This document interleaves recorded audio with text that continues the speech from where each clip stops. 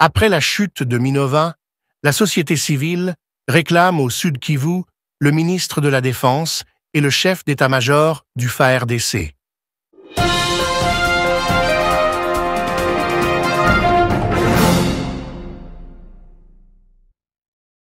La chute de Minova, aux mains des forces du M23, soutenues par le Rwanda, a secoué l'Est de la République démocratique du Congo, RDC. Alors que les craintes d'une crise humanitaire s'intensifient, la société civile appelle à une action urgente du gouvernement et de l'armée. Le président Félix Tshisekedi relèvera-t-il le défi et stabilisera-t-il la région, ou la situation échappe-t-elle à tout contrôle? Plongé dans cette analyse détaillée de l'un des défis sécuritaires les plus critiques d'Afrique. La République démocratique du Congo, RDC, se trouve confrontée à une nouvelle crise sécuritaire majeure, alors que la chute de la ville stratégique de Minova, située au Sud Kivu, marque un tournant crucial dans le conflit en cours dans les provinces orientales du pays.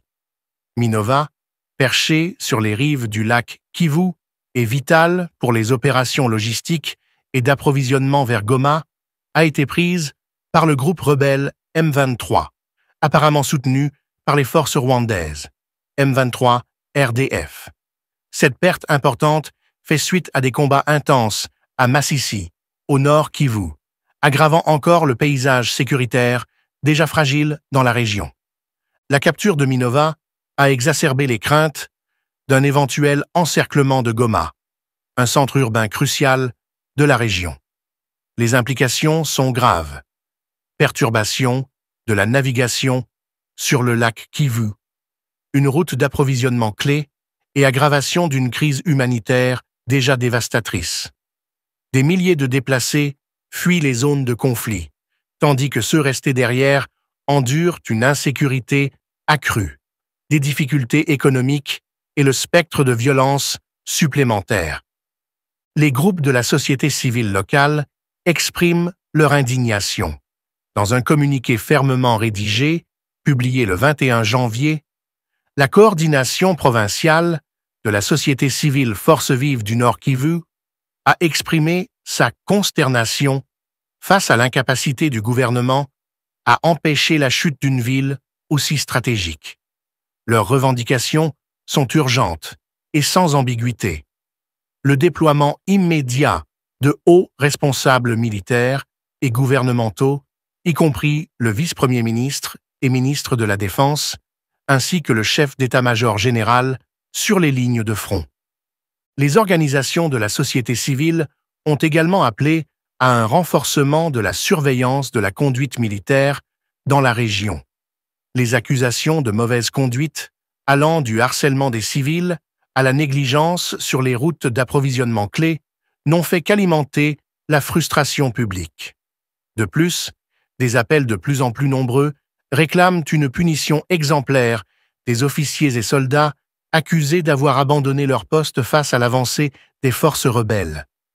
Ajoutant aux difficultés économiques de la région, la société civile a exigé la suspension des taxes et prélèvements nationaux dans les zones affectées, en raison de la précarité extrême à laquelle la population est confrontée.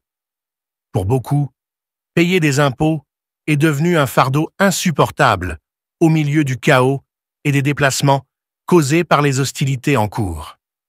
Les forces armées de la République démocratique du Congo, FARDC, ont cherché à rassurer le public, en émettant des déclarations affirmant que les opérations de combat sont en cours et que le M23 subit de lourdes pertes en effectifs et en matériel. Pourtant, leur reconnaissance des avancées de l'ennemi à Minova et Bweremana révèle des failles dans leur stratégie de défense. Des rapports suggèrent que le moral au sein des FARDC est en déclin, les soldats étant confrontés à des défis logistiques et à un soutien insuffisant de la part du gouvernement central. La chute de Minova est une pilule particulièrement amère pour le gouvernement, compte tenu de son importance symbolique et stratégique. Elle a soulevé des questions sur la gestion du conflit à l'Est par le président Félix Tshisekedi. Les critiques estiment que son administration n'a pas réussi à élaborer une stratégie militaire cohérente et efficace, laissant les communautés vulnérables et alimentant le ressentiment des populations déplacées. La crise de l'Est de la RDC n'est pas seulement un problème national, elle a des implications régionales et internationales significatives. Les groupes de la société civile ont appelé la communauté internationale, en particulier les Nations unies, l'Union européenne, l'Union africaine et les États-Unis, à exercer des pressions sur le Rwanda pour qu'il cesse son soutien présumé au M23. Ces demandes soulignent un consensus croissant selon lequel seule une action diplomatique concertée peut ouvrir la voie à une paix durable dans la région. Cependant, les réponses internationales ont été jusqu'ici tièdes. Bien que les nations occidentales et les blocs régionaux aient émis des condamnations et appelé au dialogue, des actions concrètes restent introuvables. Pour de nombreux Congolais, ce manque d'intervention décisive ne fait qu'ajouter au sentiment d'abandon et d'injustice. Le fardeau humanitaire du conflit ne peut être sous-estimé. À chaque nouvelle vague de violence, des milliers de personnes sont forcées de fuir, abandonnant maisons, moyens de subsistance et proches. Les camps de déplacés sont saturés, avec un accès limité à la nourriture, à l'eau et aux fournitures médicales. Les organisations humanitaires peinent à suivre la demande croissante. La situation sécuritaire compliquant la livraison des services essentiels. La chute de Minova pourrait aggraver cette situation déjà précaire.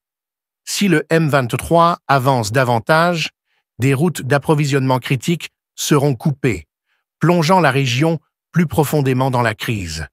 De plus, la perturbation potentielle de la navigation sur le lac Kivu pourrait isoler Goma, aggravant encore le désastre humanitaire. Le gouvernement de Félix Tshisekedi fait face à un test crucial.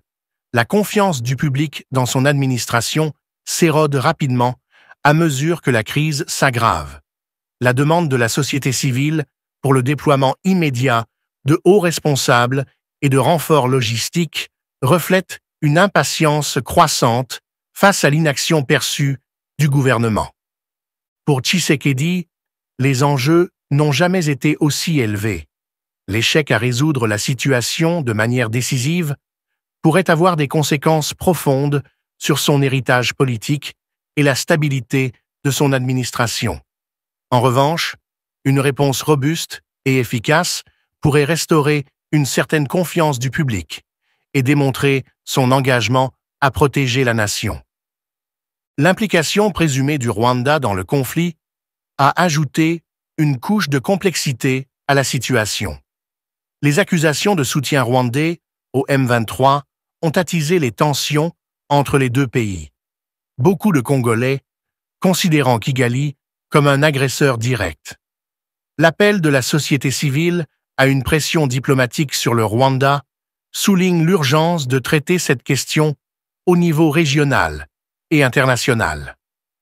Cependant, résoudre cet aspect du conflit nécessitera une diplomatie délicate. Le Rwanda a constamment nié soutenir le M23, et toute tentative de le tenir responsable risque de rencontrer une résistance.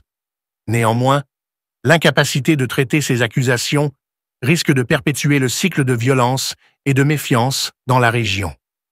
La chute de Minova représente plus qu'un simple revers militaire. C'est un rappel brutal des défis profonds auxquels la RDC est confrontée. De la mauvaise gouvernance et de la corruption aux rivalités régionales et aux crises humanitaires, la situation dans l'Est du Congo est un problème complexe et multiforme qui défie les solutions faciles. Alors que la nation regarde et attend, la pression sur le président Tshisekedi et son gouvernement ne cesse de croître. Le chemin à suivre nécessitera un leadership audacieux, une stratégie militaire efficace et un engagement international soutenu. La RDC Pourra-t-elle relever ces défis? La question reste ouverte, mais une chose est claire, le peuple de l'Est du Congo ne peut pas attendre beaucoup plus longtemps.